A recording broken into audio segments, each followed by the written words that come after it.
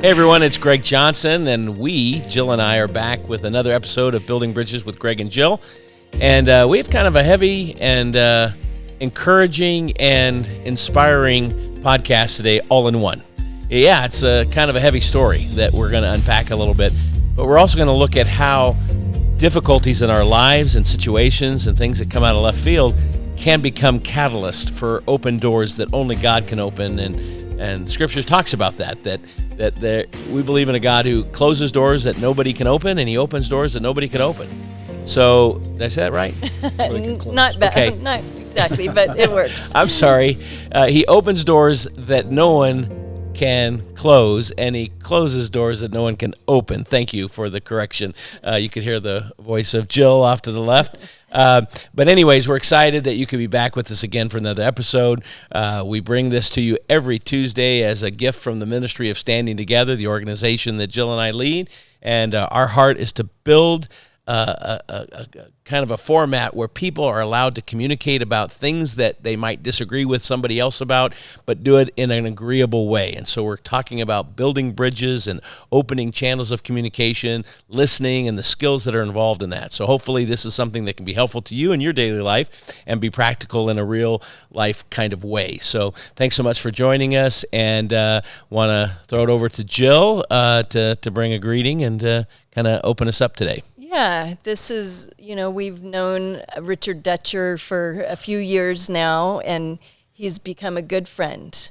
And his story has really blessed our lives. It's not been easy, and so we're going to jump into some difficult things here, but with redemption.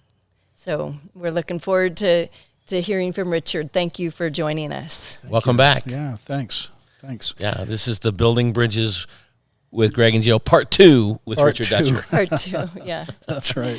Richard, who are you? Why are we having this conversation with you? You are a That's filmmaker. A good question. I saw that Jeff McCullough did a little thing about Mormon films. Did you see that with the what's the name of his podcast? It's Hello Saints. Hello Saints. Did you see that he did something about Mormon films? I'd love to see that. On his little thumbnail is God's Army. Oh, awesome. I was wondering Go check it out. I was wondering if you were his guest, but so if you I watched should've our been, so. first one with Richard Dutcher, you would get a little bit more of his background. So definitely go back and check that out if you haven't seen that. Well, that's why I was today saying we're just going give to us a little intro. Yeah, give us a little bit about yourself, and Okay, we'll move great. forward Yeah, from sure. there. Just so the people who haven't watched know who you are and why we're meeting with you. Okay, all right. Well, first of all, I need to probably explain why I look like I had an altercation with my dermatologist, and she held me down and did horrible things to me, supposedly for my own good. Yes, I was saying, but necessarily, So I look a little roughed up today, but no reason to be alarmed. I'm going to be okay. So Good. I hardly noticed, so just move on. all right. Don't fear that anybody's looking at your. Well, aside from being a dermatology patient, I'm a filmmaker and a former Mormon filmmaker. And a long time ago, I made some films called God's Army. That did kick off the Mormon film movement, Mormon Cinema movement. And then I made other films, Brigham City, States of Grace, Falling. And during that time, I had an experience, a very, very powerful experience that led me out of the LDS Church. And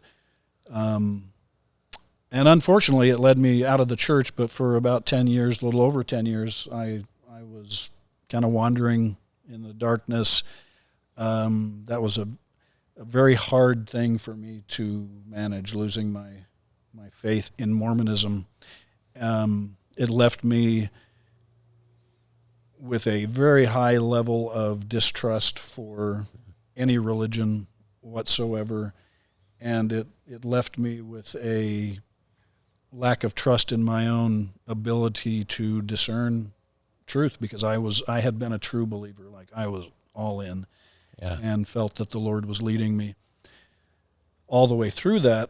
And then afterwards I was confused. I did always believe and know that there was a God.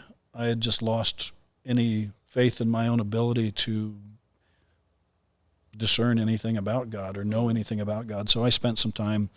Right now, I kind of describe it now in retrospect as a 10-year temper tantrum where I was kind of like the jaded priest in all those movies that loses his faith.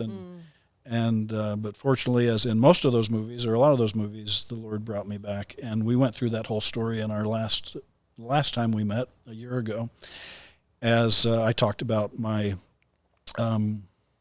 my coming to a saving faith in Christ alone, and what that's done in my life, and how that inspired me to start a film project that was based on the true story of a Mormon missionary in Florida back in 2005, whose name was Micah Wilder, and how he was born again as a Mormon missionary, left Mormonism, and then went into Christian ministry that he had been involved with, a music ministry for the past almost 20 years. And so I went to Florida, and I was so inspired by that story and on fire to tell that story, because that was his story was different than mine, of course, because I went through the dark period, and but I still understood that journey from being a devout Latter-day Saint and a missionary to being born again. And I really, I was like, I can tell this story. I can tell this story. Maybe I wanted to tell the story, but maybe I could tell it better than anybody else could, because I knew what that was. So I was just on fire. I moved to Florida, lived with the ministry, the Adams Road Ministry, and wrote the film, started raising money, and something happened changed. on the way to Rome or something. Something happened. Last March we had invited you to come and share with some of the college students that come out for their spring break, and we had a really unique experience there. I think the college students were excited about this movie, and as were a lot of people in our audience. We all were very much looking forward to it, and we had a prayer time there. We prayed over you. And why don't you fill us in what you experienced after that prayer time that we had with you? Yeah, well, it was really beautiful, because the speaking with the young people was fantastic, and talking to them about how to, speak with Mormons about Jesus, and and then afterwards, you all asked if you could pray over me, and gathered around me and put your hands on me and prayed. And it was a fascinating experience, because during the prayer, I was very moved emotionally, of course, because it's such a beautiful gesture and such a beautiful act. It's not just a gesture, the praying. But during the prayer, unexpectedly, this image flashed into my mind, which I instantly knew was the ending of the movie, which was a very, very, very different ending to the movie that I had written, which I thought was perfect. I thought the ending was perfect already, and but I instantly knew, that's it. And then as I was on my way home, kept thinking about it, and just realized, okay, I've got to rewrite the ending, because this is the ending. And it didn't quite. I mean, it fit, but it was going to take some work, to make it work. And so I was very excited about that, and that was in March.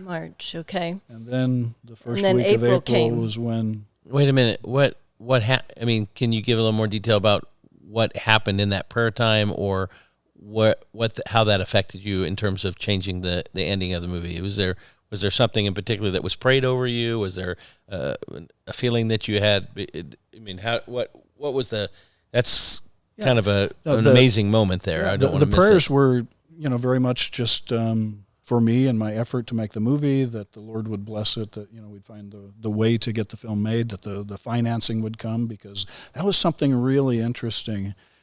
Don't let me forget to talk about that. And so they were praying for me, for my family, for the film, and nothing about, of course, the way that I would tell the film, unless it was just simply, that the Lord would bless me that I would, do it the way that He wanted it done. And so it just came out of nowhere, where I'm, of course, following the words of the prayer and amening along with what was being said, and very grateful. And then this image just popped into my head. And what was that image?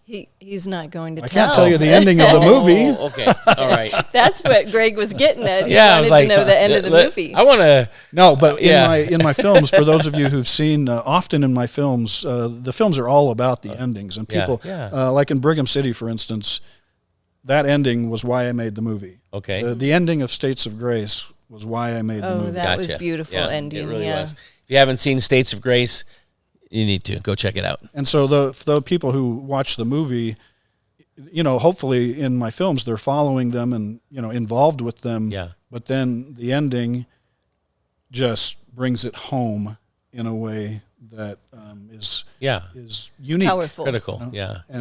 And so usually it's done in a wordless. I mean, there's no dialogue. Yeah. It's images, and the people suddenly everything that's happened in the film comes together in a way that the people are like, oh, I get it. Yeah. Wow. Yeah. That's my idea of an ideal ending. Yeah. And I learned that, by the way, for those of you who are film lovers. Two of the most powerful films for me were The Blue Angel, which was made back in early 30s, maybe. Oh wow. 1930s, and Vittorio De Sica's The Bicycle Thief, which was made an Italian film made in the post-World War II period. And both of those had such powerful endings that they made such an impression on me that they changed the way that I tell stories. Wow. Yeah. Hey, let me jump in. Just take us back a little bit, because I just want to have a quick conversation about this. A lot of the evangelical viewers of our podcast, it is a hard thing to understand how a faith crisis leads to such a time of despair, and maybe a season, in your case, a 10-year season of wandering, and a sense of mistrust, and a sense of I can never have confidence in faith or God, and there's just a season of walking in darkness, if you will. If an evangelical maybe doesn't want to attend their local church anymore, they've had a problem with their pastor, they don't like somebody in the church, they just go down 5 miles or 10 miles down the road and pick out from a sundry of options a new church to connect to and be a part of, and if they move across the country and they were a part of this kind of a church, a denomination of some kind, and they find that this other church is a better church, they're not loyal to that denomination.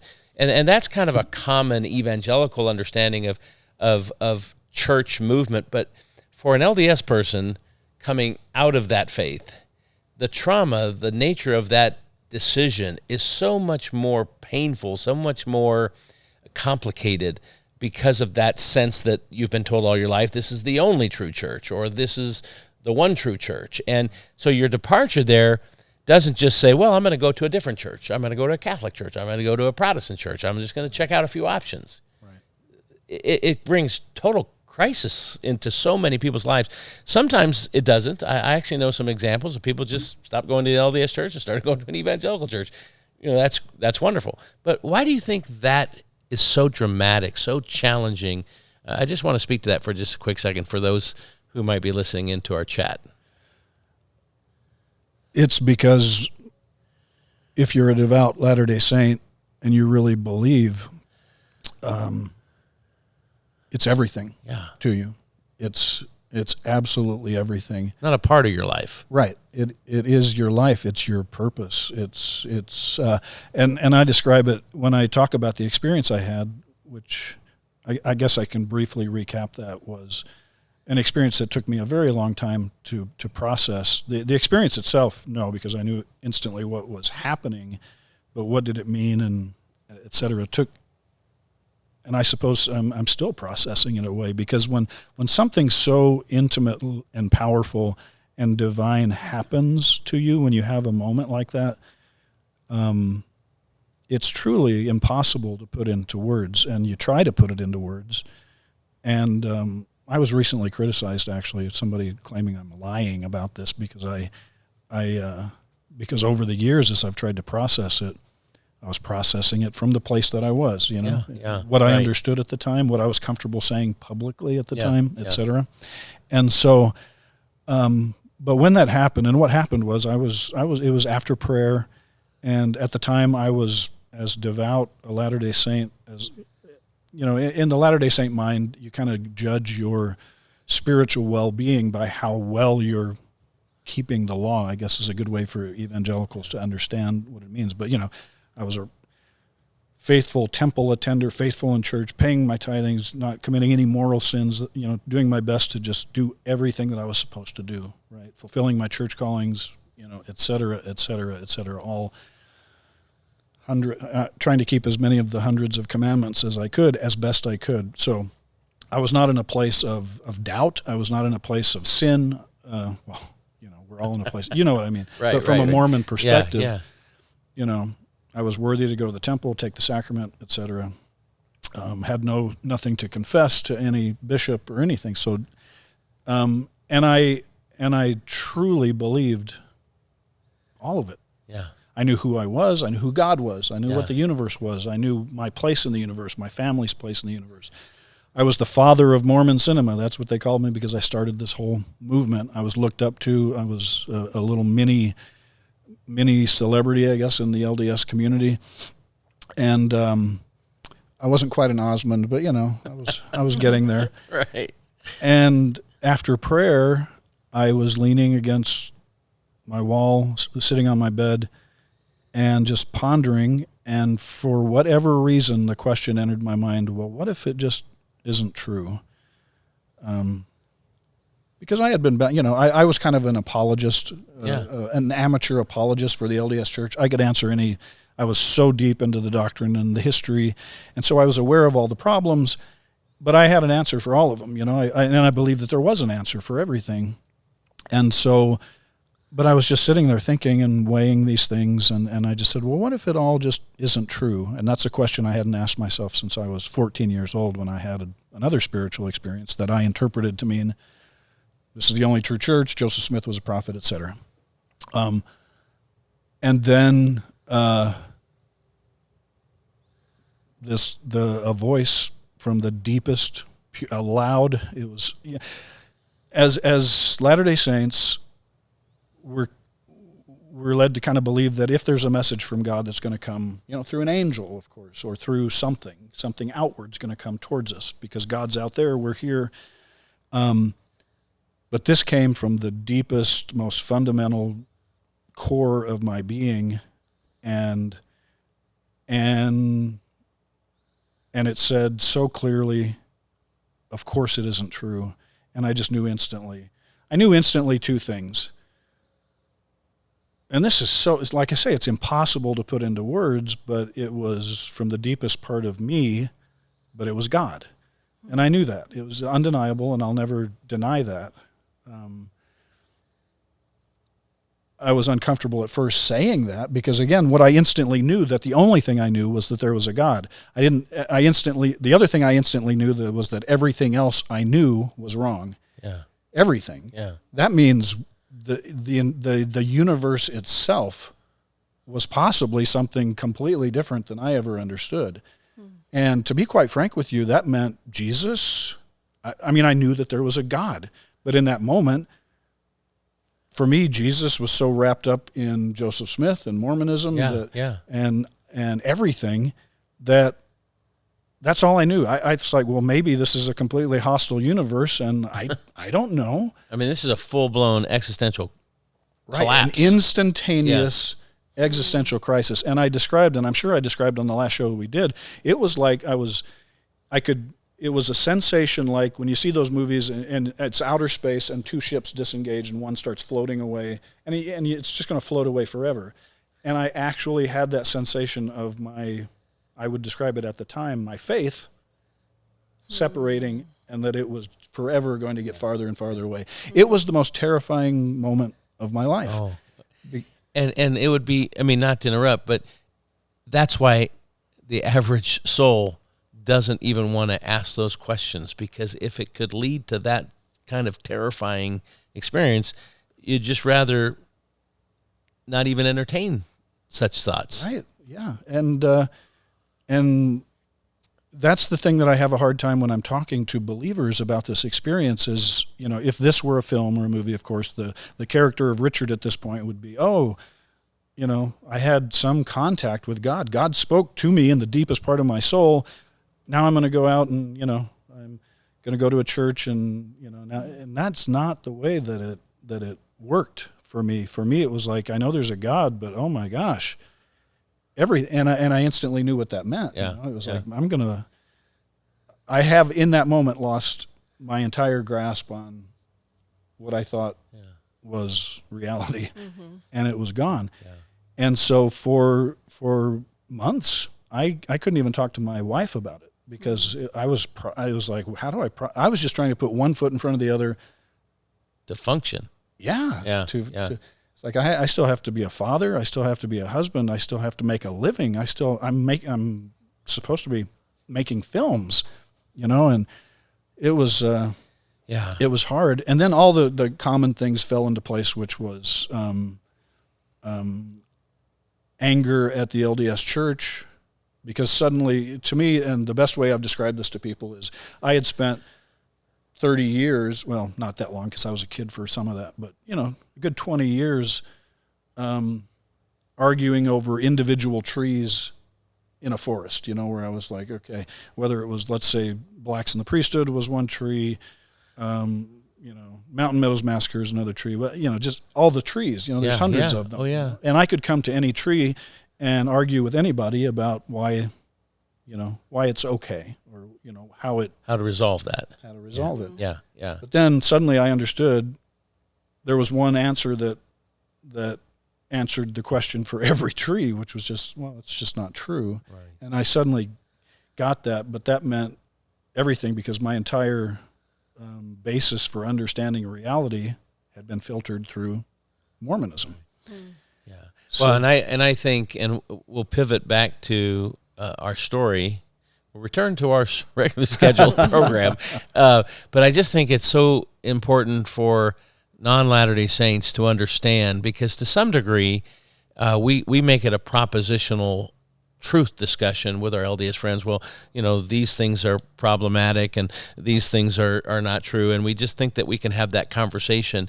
But I think that what Jill and I are engaged in bridge building and conversation is to sit and listen, to ask a question, then listen and share some thoughts and be vulnerable, because I think it's in that larger, more nuanced, more relational, more authentic, more organic engagement with human beings that we can kind of, try to step into their world, step into their shoes and kind of go, okay, from your perspective, this is how you see it.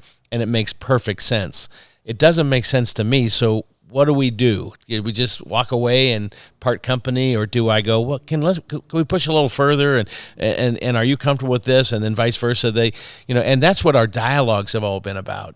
It's not been about conversion. I mean, as much as our evangelical, community wants to say, how many people have done this and accepted Christ, and we just say it's really about relationships. It's about conversations. It's about dialogue. And we just kind of let God do the thing that God does, and we just enter into relationships. And, when people have massive disagreements politically, racially, economically, religiously, whatever, you can keep debating and arguing till the cows come home. But until you enter into that person's world, try to understand and truly love them, respect them, engage them in relationship, the best argument is not going to convince anybody. The best, there is no silver bullet to persuade. It is, let's take this journey together. And, but I just want our evangelical friends to understand that. And I think you helped us with that. So let's. Yeah, well, I'm going to go further with that because something I've never really talked about. But during that period when I was angry at Mormonism, and then I turned that anger towards God. I mean, it was, sure. I mean, which makes no sense. I get that. I was going to say makes sense because you're all things godly, spiritual, whatever. It's just like, Yeah, but at the same time, I knew that God had spoken to me, so I knew God was real. Okay. But that's why I call it kind of an adolescent temper tantrum, because I pray kind of in a Jewish fashion sometimes where I'm shouting at God, and trying to work things out. And I would shout at him, like, why did you put me through this, And then as my life started to unravel, because eventually when I came forward to my wife, that relationship started to drift apart. And then, when I came forward publicly, all my business, relationships dissolved, and the community turned against me and my still believing wife, by the way. And things just went to hell. Yeah. And so I went through a period of anger, and then as I, of course, went into that kind of a space where I was thinking, well, the only thing I know is the physical stuff. So at that point it was like, well, why not? So, I did what a lot of Latter-day Saints do and just, lived after the flesh, because I thought, well, at least, this feels good, drink this, this feels good, smoke this feels good, kiss her, and of course that led to my marriage falling apart, and my entire life basically just, which just fed the anger. And in that period, by the way, if some evangelical pastor or just, simple Christian had tried to reach me, there was no way they could have reached me, because I. And it was interesting to me, the story we told last time, which was at my deepest, most despairing point, not long after I had come that close to committing suicide, just out of despair, because what was the point of any of this at a certain point? And I'm not suicidal, by the way. I never have been, but that's how deep and dark things got. Yeah. The Lord sent what I believe now to be the one person who could reach me, and just shock me out of it, because in a Carl's Jr., a guy who looked like he was from the Hells Angels, just tapped me on the shoulder, recognized me, told me he wanted to have lunch with me, that he was a pastor, and I was looking at all of his tattoos and stuff, and a lot. He's not popular in the Christian community here. His name is Sean McCraney because of some of the things he's taught, but he was the one person that the Lord sent to me, that he knew he could reach me and pull me back, because what happened there was I was so intrigued by this person that I did have lunch with him, and I liked him, and so I went to his church, and that started to reawaken in me, his Bible study, reawaken in me this passion that I had always had for the Word of God, and I just dove into the New Testament, and through that process, returning to prayer, returning to this, devouring the New Testament and seeing it suddenly after 10 years in ways I had never seen it before. I couldn't have seen it before because of all the filters that were on my brain. That brought me back to the Lord, and it's just amazing to me, and so that's something I really try to get across to people, is that the Lord uses, Sean McCraney is my brother in Christ for the rest of my life. I don't care what he teaches, does, or whatever. He brought me back to the Lord. Yeah. Mm-hmm. And so, that's incredible. Yeah. And so if it had been just some Baptist pastor sitting there with his, collared shirt and nice haircut, and I wouldn't have given him the time of day, right. But that, so I look at that now, and I am just amazed when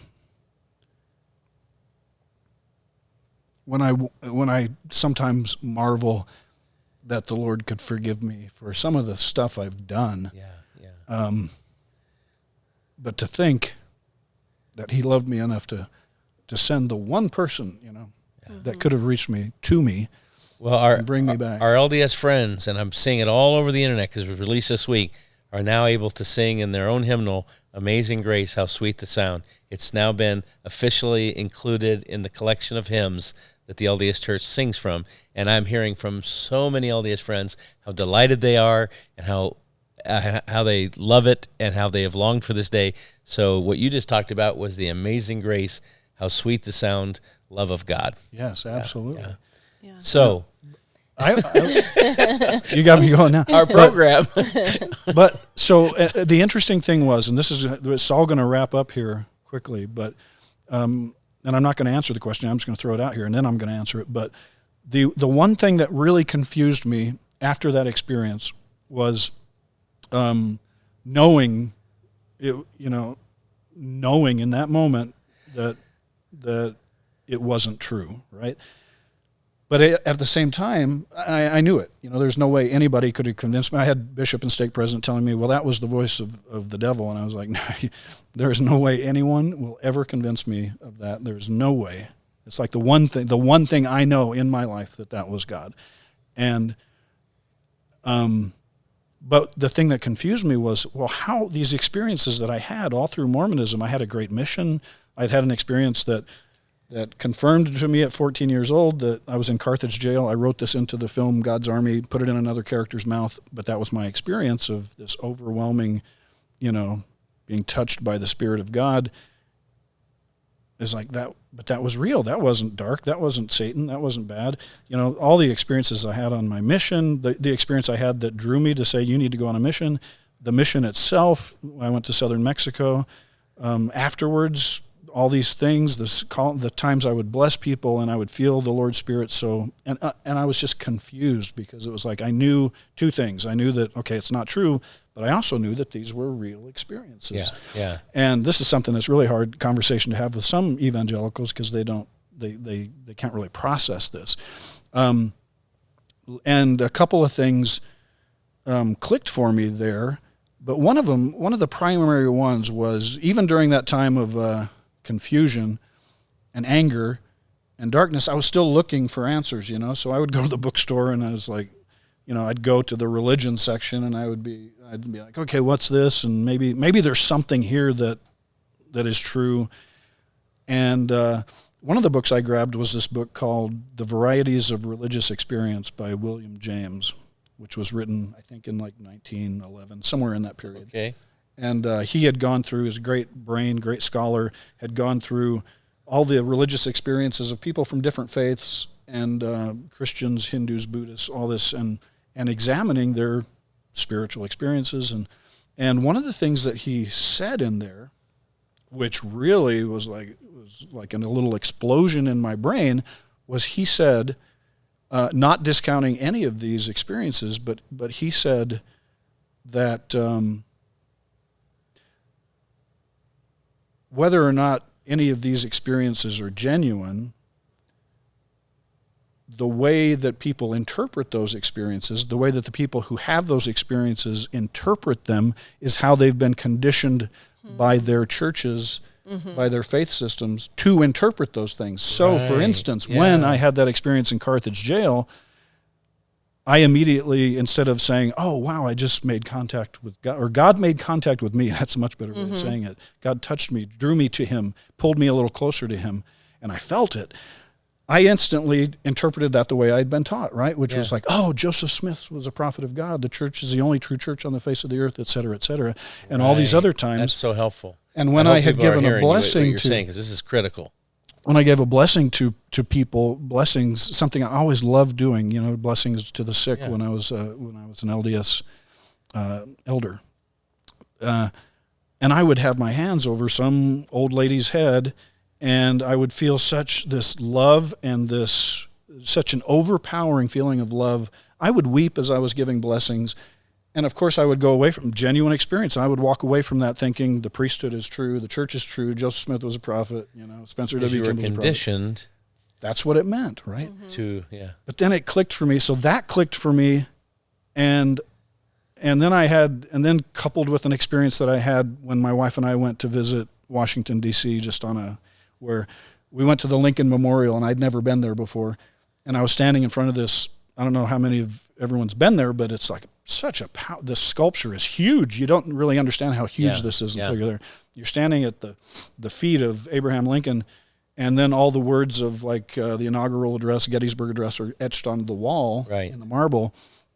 And I was standing there, and this is, I was deep in sin. I was deep in, darkness and cynicism, and yet I had a spiritual experience there where I felt something divine touch me, and it confused me. And then as I was processing that along with the William James, I realized it's like, no, in that moment, my soul was reaching towards something higher, these ideals that Lincoln was talking about and everything. And it suddenly it all clicked for me and it fell into place. And I realized that when I was giving a blessing to these people, that was genuine, selfless love that I was, participating in. Yeah. And of course, if genuine love is there, God is there, because God is love. Everything just started to click and click and click, and I realized that God had been speaking to me all these times, and I had just not had the capability of really understanding what that meant. That was just Him saying, "I'm here. I'm here. I'm with you," and which helped me make sense of so many things now. So I think a lot of those things, experiences that you had, the things that God took you through, really laid a foundation for what we're going to talk about next, and what happened after the last time that we spoke about in March with the prayer and this wonderful vision. And then April came, and what did you experience in April? In April, I received a phone call. So I mentioned that I had been in Florida for most of 5 years, writing the script, living with the Adams Road Ministry, and they have a bed and breakfast hotel called the Edgewater Hotel in Winter Garden, Florida, and that's how some of the money from the bed and breakfast went to sustain the ministry. So I was living there in the hotel, and with them, and then they all live there kind of in community with each other. In a communal the situation. Members. Yeah. Right. Yeah. Okay. I wasn't involved with the communal part. I was separate. But the rest, the people who were in the core ministry had, turned over all their own personal possessions to them. They were living according to the model in Acts, the book of Acts, chapter 2. Shared everything they had. Shared everything, which was then, kind of distributed by Micah and Max, who kind of led everything. But and then the time came when I felt like, oh no, okay, I've done what I need to do here. Now I need to get out to Utah and focus completely on raising money. So I had come here to Salt Lake City and was here, and there was a member of the ministry of the band, Joseph Warren, who was one of the guitar players and singers and wrote some of the songs. And he was the one who called me. He had left the ministry, which shocked all of us, a few months earlier. Just said that he felt like he needed to, that the Lord was calling him to other efforts, and that it was time to go, which blew us all away, because we were just like, he and Micah were like brothers, and he's married to Micah's sister. Yeah. And so, and we had a conversation where I was trying to understand it because it didn't really make sense to me. And we had, of course, living in the same place for so long, had grown very close. He was, I considered him truly a brother in Christ. And during that 5 years, side note, but I had grown so much, so much closer to the Lord, because independent of everything that was going on, I was deep in the Word, every day, studying, trying to learn, trying to know everything. I was just passionate again, and for a long period of time.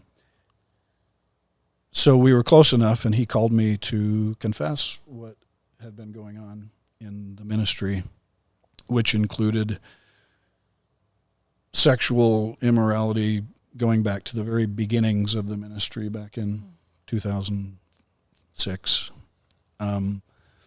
which included homosexual behavior, eventually grew into Micah sharing his wife with Joseph sexually, and without the knowledge of Joseph's wife, Micah's sister, Katie, who knew nothing of.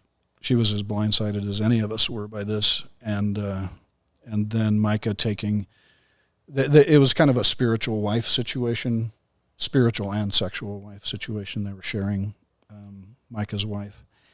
And then the young singer Lila, who had joined the band from Mexico, who had come from a polygamous community, and she had become Micah's spiritual, sexual wife as well. And that had been going on for years and years and years, just this, with the, with the homosexual influence of Max in the middle of all that stuff. So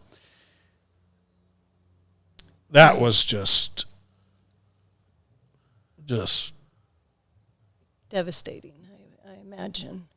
And here you had spent all that time working on Micah's story. Right. And then learning that there was so much more to the story, of course, that none of us knew. It's important in that to say that there were people in the ministry who had nothing to do with this and knew nothing about it. Yeah. Such as Katie, Joseph's wife, Micah's sister. I can't even imagine the hell she's been living through. And then... Well, Micah's brother, Matt, right? Micah's brother, Matt, who didn't live in the hotel. He had for a time, but then he and his wife moved out. But they knew nothing of this. Micah's parents, Mike and Lynn, knew nothing of this. Yeah. And then Stephan and Sarah Dennis, who were very central they had, given up everything to come serve in the mission for, I don't know how many years, 14 years maybe. It was a long time. They'd just given everything to the ministry, raising their children there in the hotel. They knew nothing of this. We were all just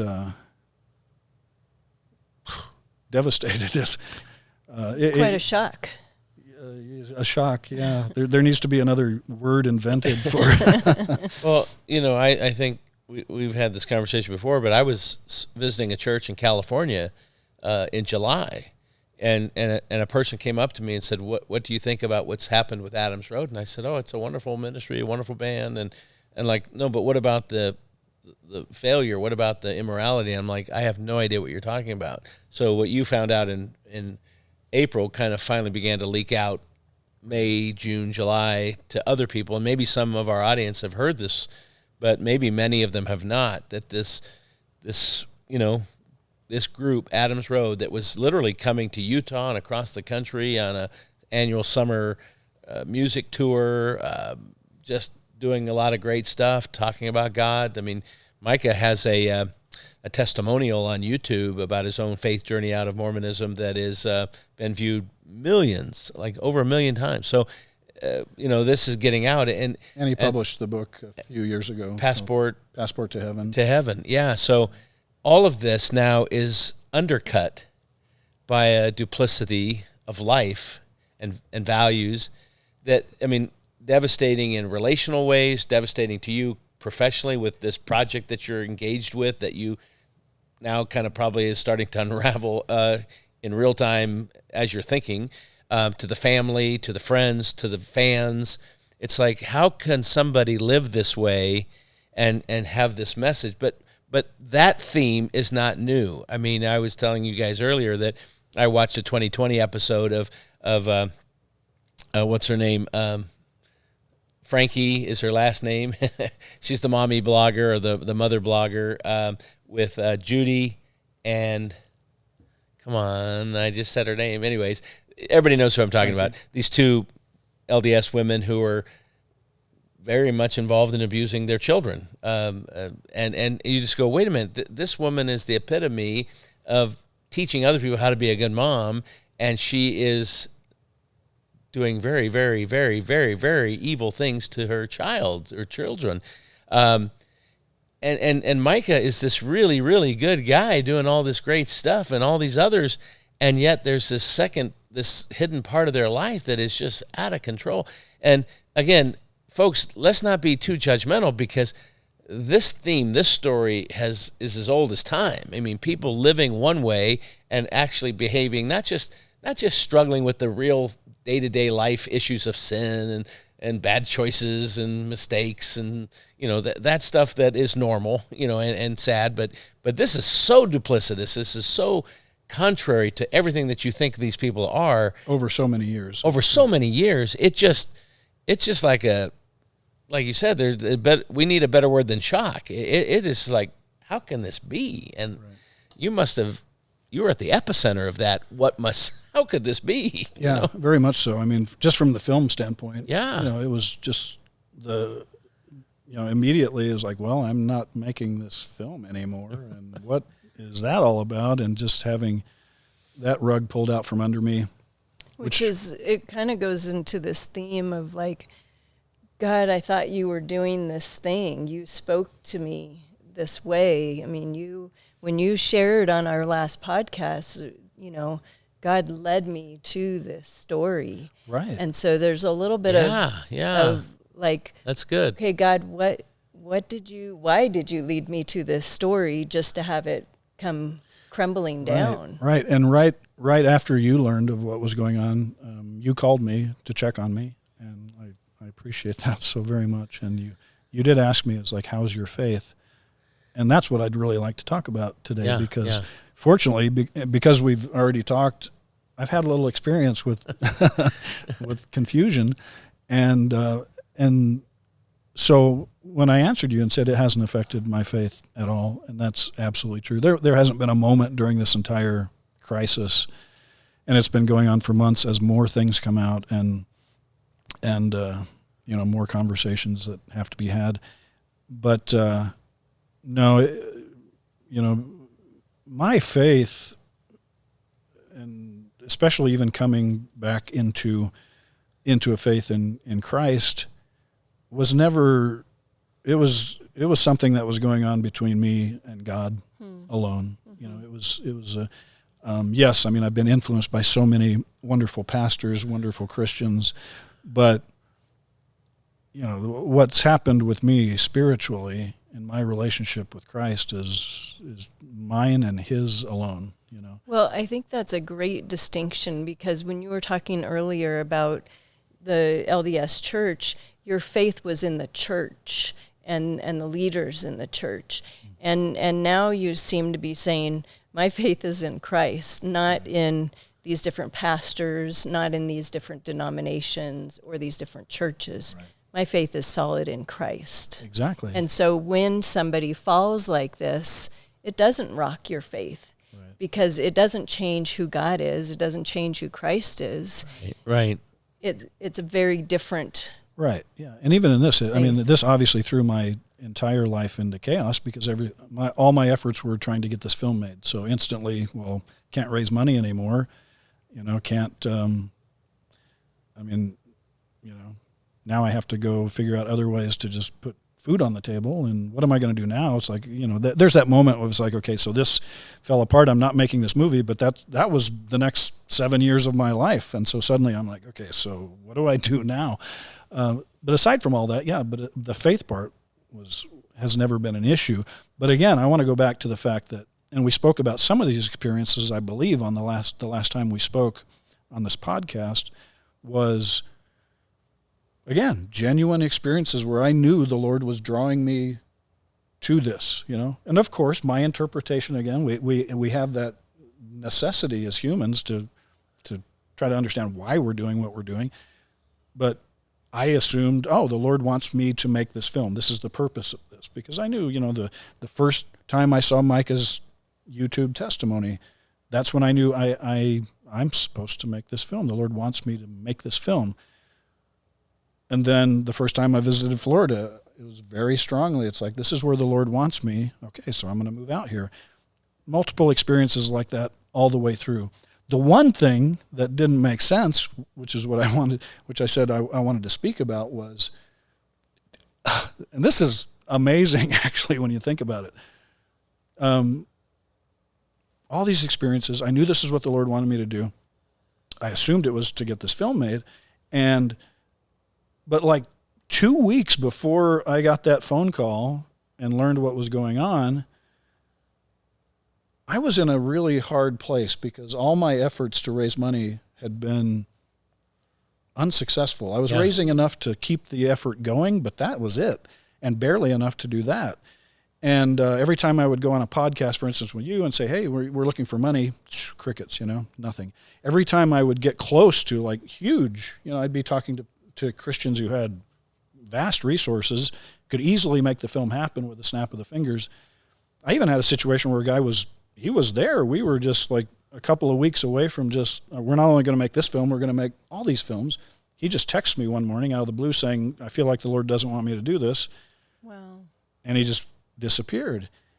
And of course, at the time, I thought, well, this guy's nuts, because of course the Lord he's got emotional issues or something. I don't know what's going on. But things like that were happening so often, where someone would get excited about the film, I'd meet with them, and then nothing. And it had never taken me this long to raise money for a film before, ever. And even at the beginning, when I was an absolute nobody, things worked better. And so I was so confused, and I was praying every night. And I got to the point like 2 weeks before where I was like begging the Lord, saying, I understand that this is your timing, and I'm at peace with that. And I know there's a reason for this, but why? Just help me understand why. Why isn't this working? Why is every road a dead end? Why is everything falling through? Closing doors, as I mentioned earlier in the program. And then when I got that phone call and hung up after the very long conversation, I instantly knew, and it was actually really humbling to realize that the Lord, what an answer to prayer. It's like, okay, here's why this hasn't worked, and to realize how the Lord had protected me. Can you imagine if I had made that film? Halfway did it, or near the end of it, or I'd finished it and put all this money into other people's money into making this film, and it was about to be released, and then this came out? Oh, yeah. You were spared. You were spared something pretty significant. I was protected. But during that time, the Lord kept leading me, guiding me, encouraging me, keeping me going.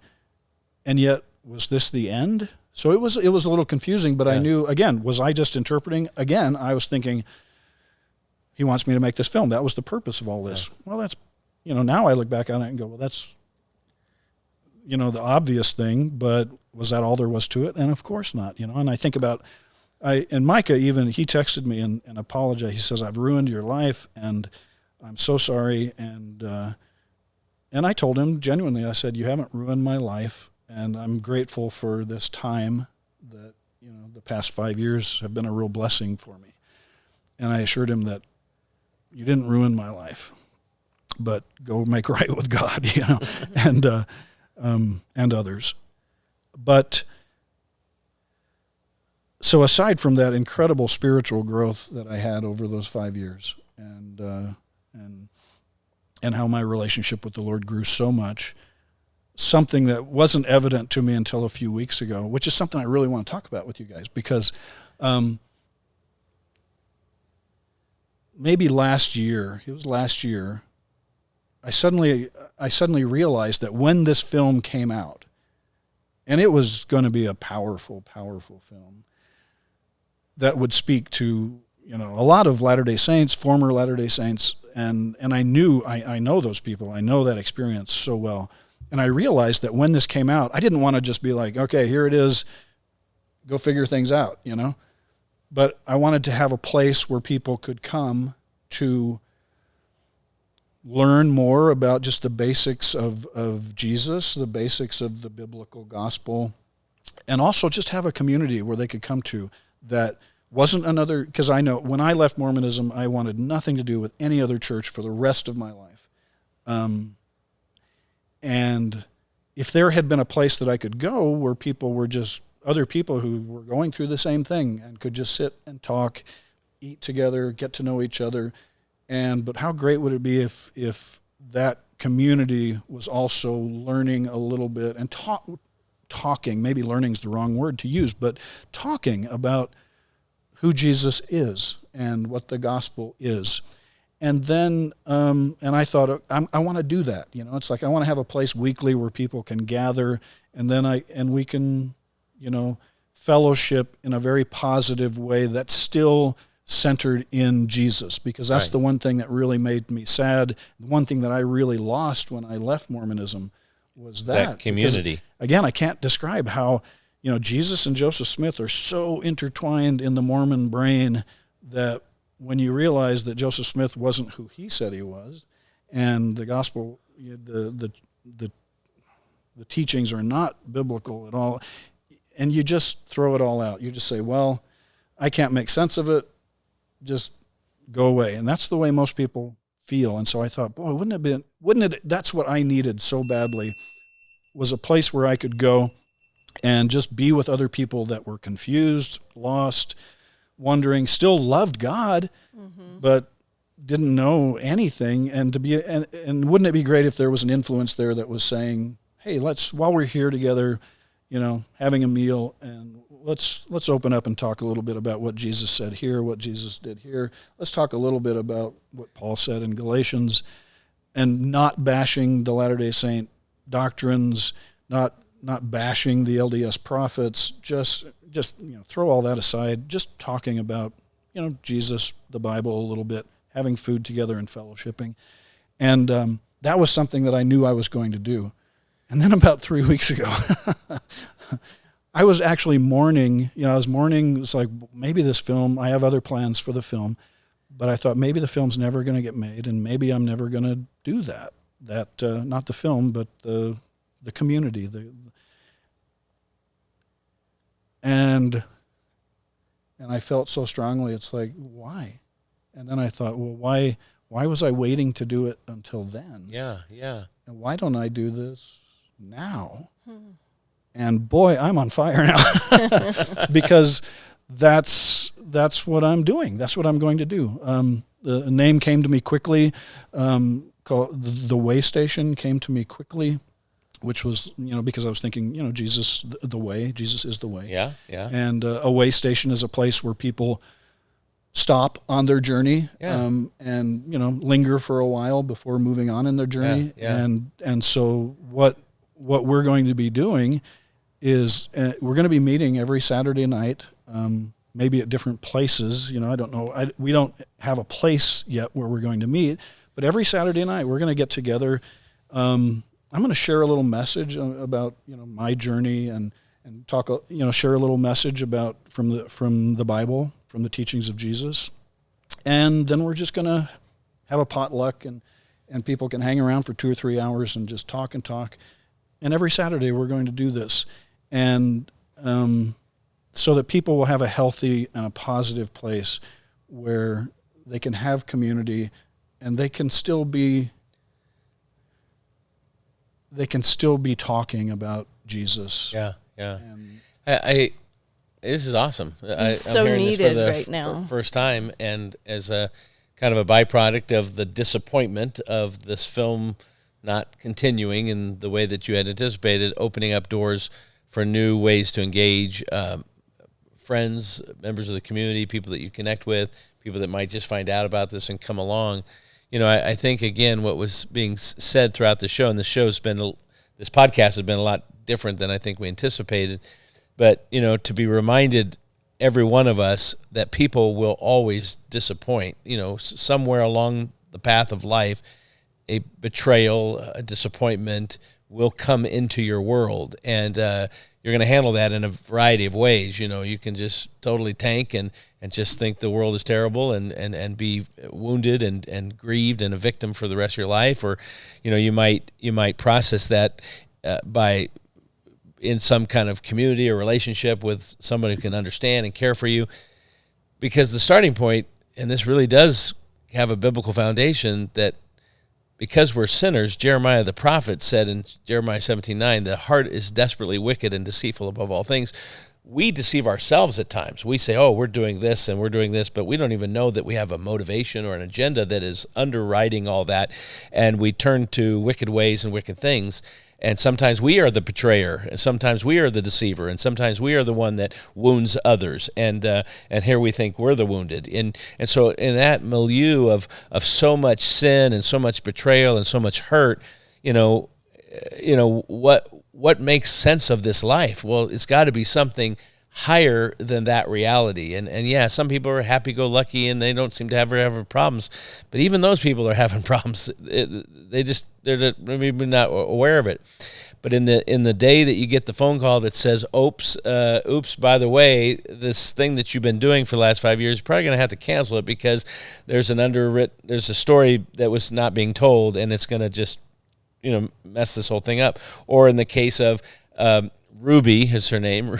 Ruby and Jody, they had this great, big, successful coaching online product that they were coaching people and calling it Connection, and after her mommy blogging thing that fell, I don't know, but she was not who she was saying that she was, and other people are not. People betray their marriage, people betray their children, people betray their business partner. The betrayal is again, it's as old as time. So where do you go when that happens? Well, I think Jesus says, I have the words of life. I have bread to feed you. I have water to quench your thirst. I have a way. I have a truth. I have resurrection power and life. And that is the eternal answer to the eternal problem, is that put your trust in God. I mean, there's a great psalm, Psalm 42, King David is downcast. And the psalm ends by saying, why so downcast, O my soul? Put your trust in God. The solution to betrayal, the solution to hard times, the solution to difficult times, I think community is absolutely essential, by the way, and it's not just a one-on-one with God, because God meets us in community. So there's absolutely something very critical about the way station concept, local church concept. Yeah. Well, what I want to keep talking about this just for a minute, because it's very important to, I mean, obviously people want, okay, you leave Mormonism from the evangelical point of view, is like, we want people to leave Mormonism and just go to a church, go to a Christian church. That's not the way it usually works. Almost never. Yeah. And I know from my own experience that the last thing I would have done is walked into a church. The very last, I would have walked into a strip club before I walked into a church. Absolutely. And I would have felt, that I would probably, experience God more in a strip club than I would in a church. That's how I felt. I mean, so angry, so bitter. angry. And so I want to, the way station is, and I'm going to stress this so many times, this is not a church. I am not a pastor. I'm a filmmaker. Right. I'm a believer. Yeah. And absolutely, I want to share what I believe. Yeah. But, people would come, they're not going to be asked to give tithings, or, they're not going to be asked to, serve in any way. This is just a community. Come and be with us, and let's talk, and let's be together. And let me share a few things that mean everything to me. Yeah. Everything. And then stay as long as you want.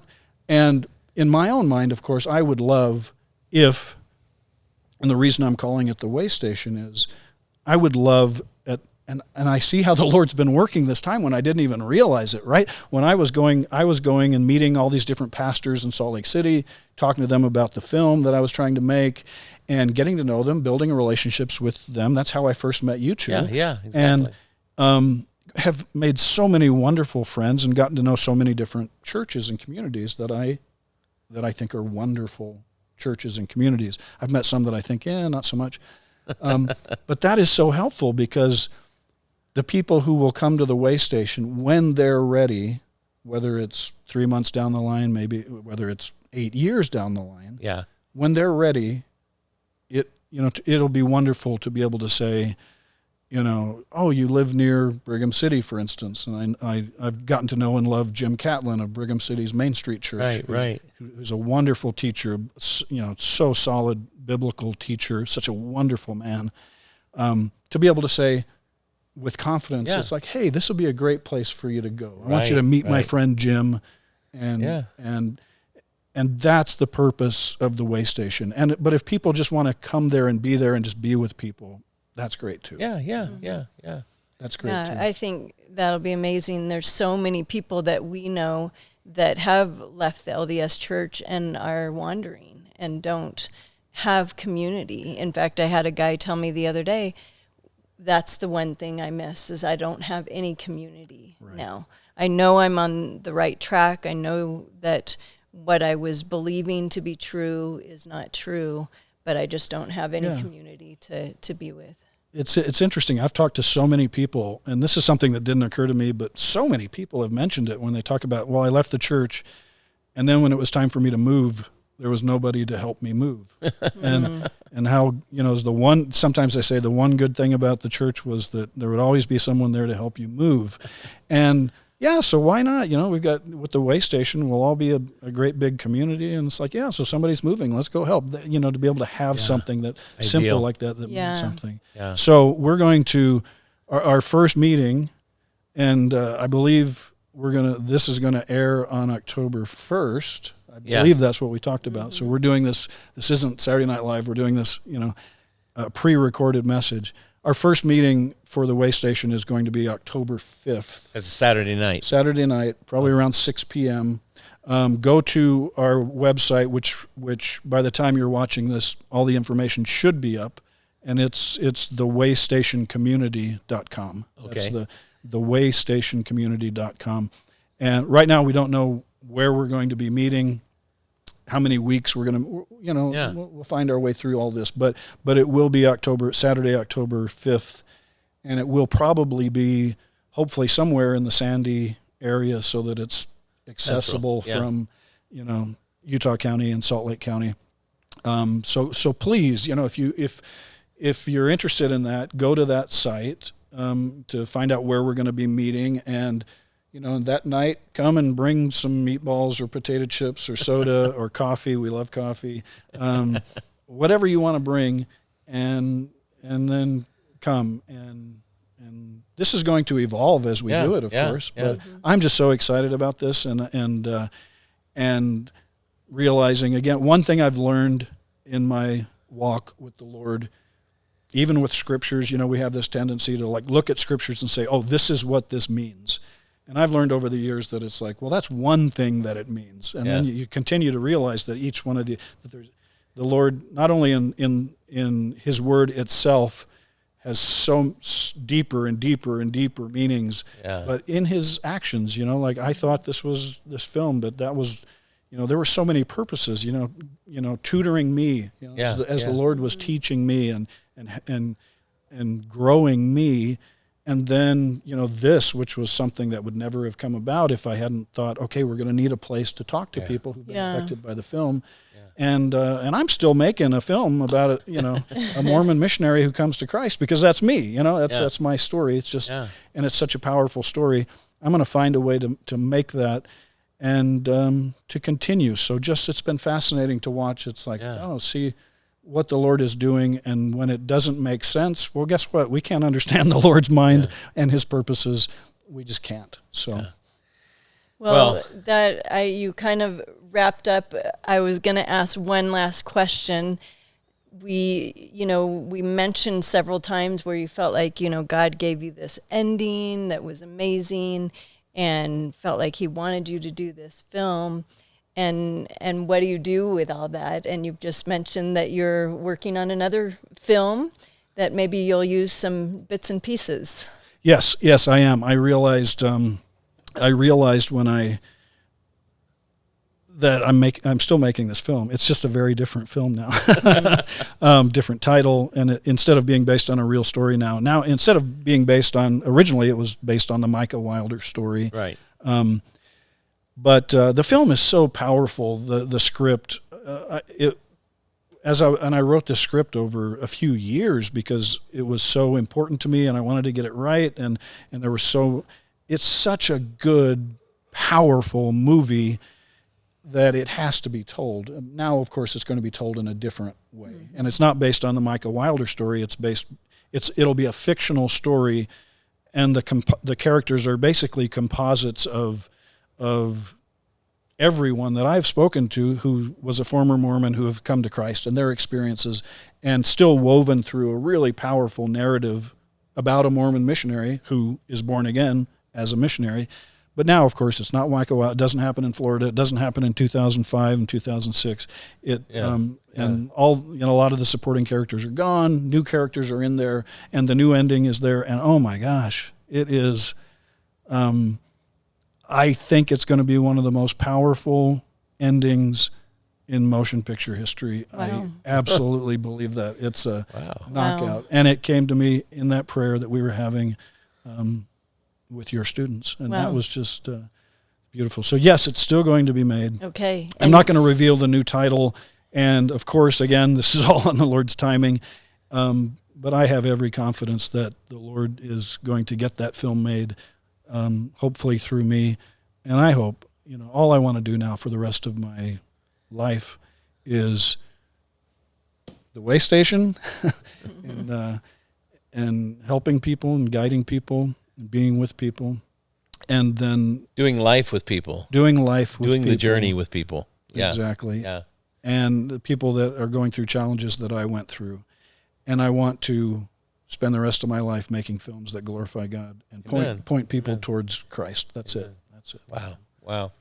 Well, it's time to wrap up this episode of Building Bridges with Greg and Jill. Thanks, Richard, for coming back and telling us a very, very hard thing. Again, I'm sure some of our viewers are hearing this for the first time, and they're going to be devastated to hear that there's a dark story behind this wonderful band and this thing that we all thought about that was going on, and some things that have that therefore, just to conclude, I mean, Adams Road. Can I conclude? And I do want to speak to the fact.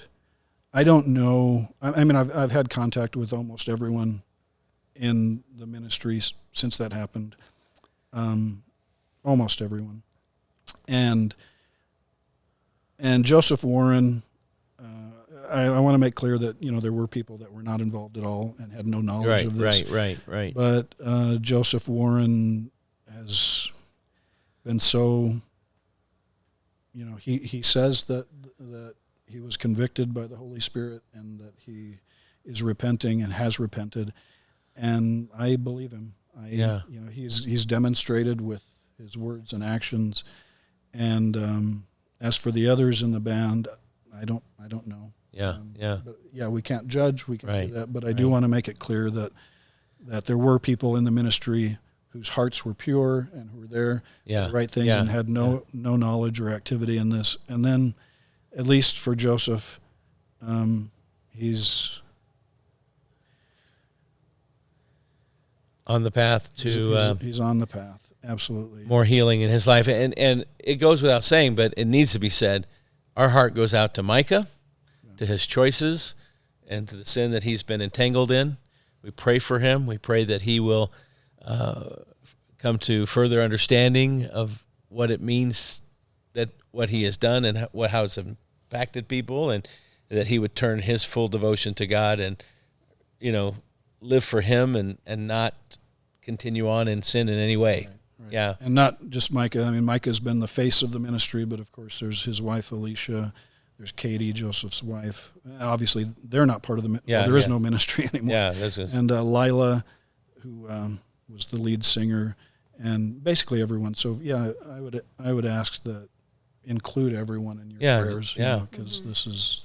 God's not finished writing any of those stories, and the redemption that could come to each and every participant is possible. As they choose to turn to Jesus and find that healing and find that restoration. So that's our prayer for them, and we mean that genuinely. But again, folks, you will be let down. You'll be disappointed. Bad things will come your way, and we pray that you would have community where you can process that with loving, kind people who have a anchor in something foundational in your life, which we affirm in this podcast is a personal friendship, a relationship with Jesus Christ. And it is through that foundation of knowing that there is a God who loves me. One of my favorite Bible verses, Galatians 2:20, that tells us that we live by faith in the God who loved us and gave himself up for us. And so I hope that you would all know that as you face the trials and tribulations of life, that you can always turn to the Galilean preacher who appeared 2,000 years ago on the scene and brought words of life and brought living truth to this world to know that we can be forgiven from these dark experiences and sins and failures. So anyways, kind of a different program today, Jill, on Building Bridges. I think it was a good one. I think God's doing some amazing things, and it's really wonderful to hear your story and your commitment to the Lord. And I'm excited to see this movie, and we will be praying that the finances come in. Maybe you can go back to some of those same people and ask them to pray again. Yeah. Wouldn't it be amazing if the resources come in much more quickly? I know. Like, okay, I get it. I get it. Well, thank you for having me back, and allowing me to speak on all this and allowing me to talk about this new, the this way new station. exciting thing. Yeah. See you at the way station. That's what people will be saying. See you at the way station. All right. Well, hey, thanks for watching. We'll be back again with our monthly podcast at the beginning of November or in between. I don't know. We are thinking about some things that may bring us more frequently to our YouTube channel, and maybe that will be something that you're happy about as our audience, and maybe not. I don't know, but we'll see.